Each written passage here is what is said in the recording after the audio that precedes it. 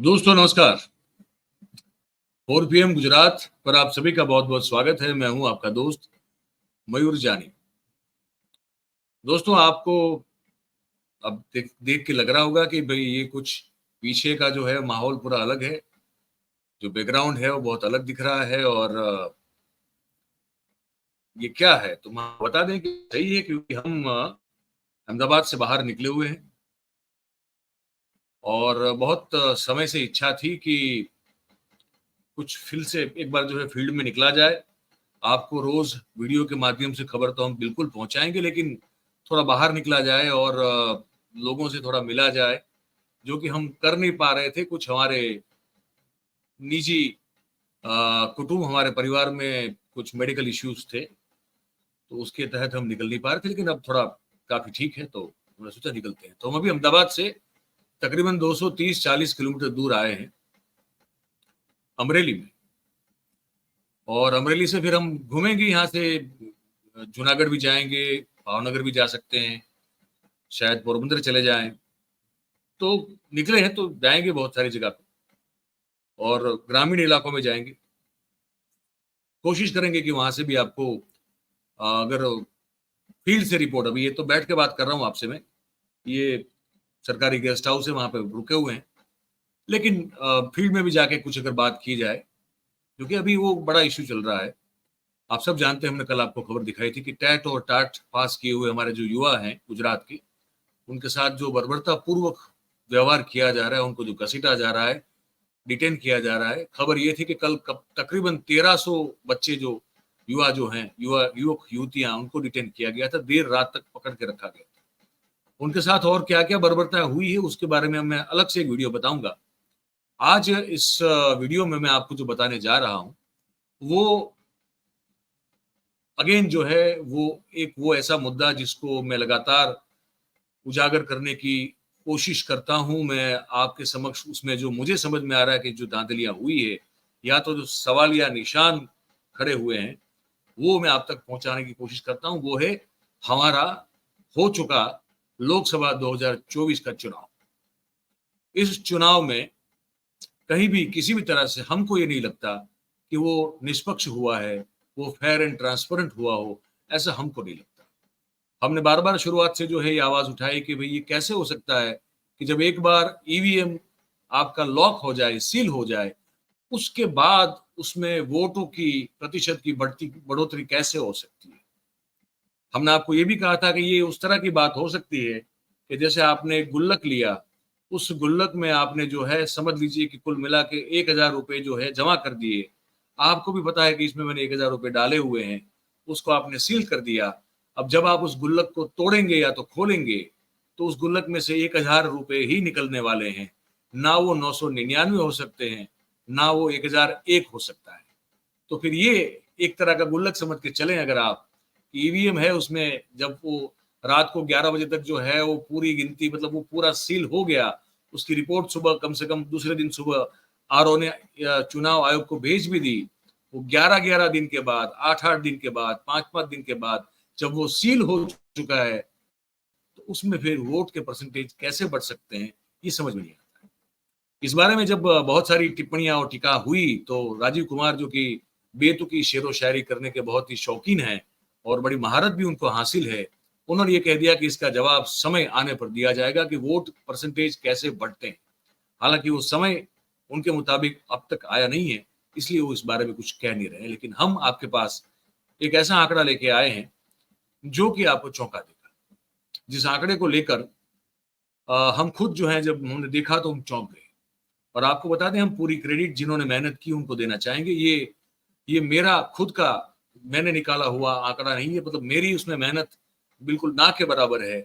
जिन्होंने इस पूरी मेहनत के पीछे जो है, मतलब ये पूरे आंकड़े इलेक्शन कमीशन से ही, उन्हीं की वेबसाइट से निकाल कर इसको हम सब के सामने रखने की जो मेहनत की है, उनका नाम है डॉक्टर प्यारेलाल गर्ग साहब। वो आप जानते हैं, हमने उनके साथ एक बार साक्षात्कार किया था। वो चंडीगढ़ में रहते हैं और चंडीगढ़ में ही जो है वो जो मेडिकल फैकल्टी हुआ करती है, उसके वो बहुत लंबे अरसे तक डीन रह चुके हैं। हमारे नेशनल बहुत सारे ऐसे प्रोग्राम्स हुआ करते थे, उसमें वो ऐसे एडवाइजर रह चुके हैं, है ना। वो डॉक्टर प्यारेलाल गर्ग साहब है, इन्होंने ये आंकड़ा पूरा कंपाइल करके निकाला है। हम जो से एक जरिया है आप तक उस आंकड़े को पहुंचाने का। वो आंकड़ा मैं आपको दिखाता हूं, आप देखेंगे तो आपको भी शायद जो है बहुत सारे ऐसे सवाल होंगे जो हम कभी हो रहे हैं। अब आप देखिए इसको, ये डॉक्टर प्यारेलाल साहब ने हमको भेजा है, हम आप तक पहुंचा रहे हैं।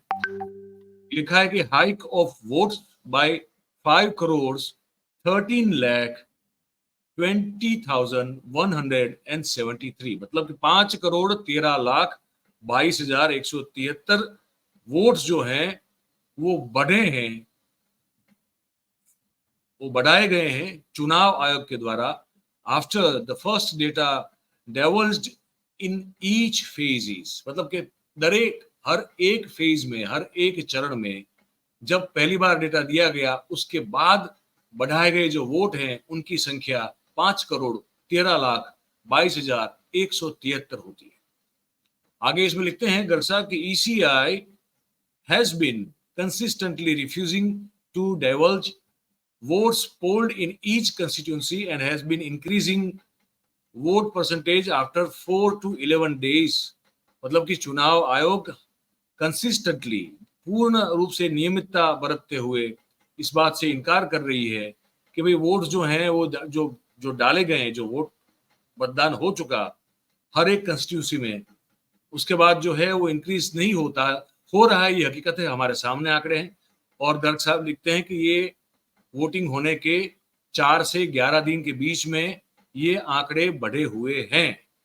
आगे गर्ग साहब लिखते हैं कि obviously with ulterior motive, ECI hiked the polled votes from 5 crore 59 crores, है ना, 8,16,269 to 64 crores 21 lakh 38,442 by a hike of 5 crore 13 lakh 22,173 votes. मतलब कि चुनाव आयोग ने इस बात से को स्वीकारने से मना करने के बाद भी जो वोट डाले गए थे वो थे 59 करोड़ 8,16,269, जिसको बढ़ाकर हमारे सामने रखा गया 64 करोड़ 21 लाख 38,442। मतलब कि 5 करोड़ 13 लाख 22,173 वोट्स की बढ़ोतरी हुई। कैसे हुई? अब इसमें फेजेस हैं, उस फेज वाइज आप जो है आप इसको देख सकते हैं। आप फिर से एक बार देखें, मैं आपको पढ़ रहा हूं। पहला चरण जो था भाई साहब, तो पहले चरण में इनिशियल परसेंटेज जो दिए गए वो 60% थे। इनिशियल वोट्स जो डाले गए थे उसका आंकड़ा भी आप देख सकते हैं। तो इसके बाद बढ़ाने के बाद जो वोट परसेंटेज आए 60 से वो हो गए 66.14%। मतलब कि जो वोट बढ़ाए गए वो थे, आप वो भी देख सकते हैं, है ना, वो 1 करोड़ 1,02,20,297 वोट्स हैं। उसी तरह अब आंकड़े आपके सामने, आप देखते रहिए, मैं परसेंटेज बता रहा हूं आपको। उसी तरह दूसरे चरण में मतदान जो हुआ था, इनिशियल परसेंटेज था वो 60.96% था, इसको बढ़ा दिया गया 66.71% कर दिया गया। और टोटल आंकड़े आप देख सकते हैं कि कितने वोट्स हैं और कितने बढ़ाए गए। उसके बाद ऐसे ही उसी तरह से तीसरे चरण में 61 था, 61.45 वोटिंग था, ठीक है, बढ़कर वो हो गया 65.68%। उसके बाद आप देख सकते हैं कि कितने वोट बढ़ाए गए। उसके बाद चौथे चरण में कुल वोटिंग जो दर्ज किया गया था वो 62.84 था, अब वो बढ़कर हो गया भाई साहब 69.16%। और उसके बाद आप देखिए कि कितने आंकड़े बढ़े। और चौथा चरण कहाँ पे था आप सब जानते हैं। पांचवें चरण में 57.47% वोटिंग जो है वो दर्ज हुई थी, जो कि बढ़ के कुछ दिनों में हो गई 62.20%। और आप देखिए कि कितने वोट डाले गए थे और उसमें कितने वोटों की बढ़ोतरी हुई। छठा फेज जो था उसमें टोटल वोटिंग दर्ज हुआ था 59.06%, जो कि बढ़ के हो गया 63.37%। और आप देख सकते हैं कि टोटल वोट्स और उसके साथ साथ बगल में बढ़े हुए जो वोट्स हैं उसकी गिनती आप देख रहे हैं। वैसे ही 7वां चरण जो था, वहां पे जो वोट गिरे थे, जब वो काउंटिंग जब काउंट किया गया, तो वो था 59.45%, जिसको बढ़ाकर कुछ दिनों बाद जो है वो कि चुनाव के परिणाम घोषित होने के बाद ये 7वें चरण का आंकड़ा दिया गया था बढ़े हुए वोटों का, तो वो 59.45 से बढ़कर वो वोट परसेंटेज हो गए 63.88%। मतलब कि वहां देखिए, वहां भी कितनी बड़ी बढ़ोतरी जो है आप देखने को मिली है। तो इसी तरह कुल जो वोट डाले गए, इनिशियल वोट्स पोल्ड जो अगर हम कहें, तो वो जो थे वो थे 59 करोड़, मतलब 59 करोड़ 8,16,269।